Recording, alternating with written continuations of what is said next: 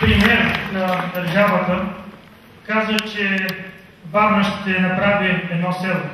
И наистина ГЕРБ успяха за 3 години и половина от най-добрият град за живеене да ни превърнат в едно село. Най-големият проблем, който остава за нас, това е неработещата икономика. Това е липсата на работни места.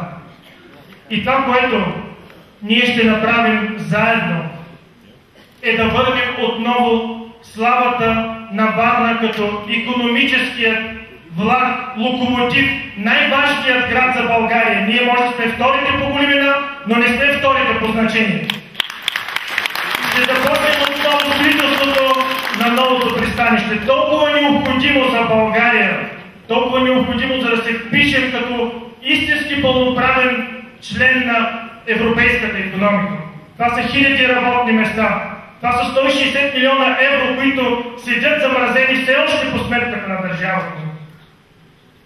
Ще направим и новата зона на сегашното пристанище Варна Изток, за да можем да се отворим към нов тип туристи. Отново да влязат други средства в града, отново да има работни места. И толкова важната магистрала Черно море, но не като връзка между Бургас и Варна, а като една магистрала, коридор между Истанбул, мегаполиса, Бургас, Варна и Констанца, защото това отново е логистика, това отново са работни места. Няма ли икономика, няма как да имаме социални дейности, няма как да имаме образование, няма как да имаме модерно здравеопазване.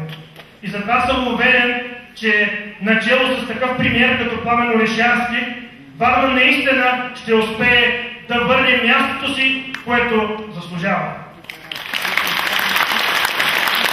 Ние сме посрещали много хора в нашия град. Много министър-председатели, президенти.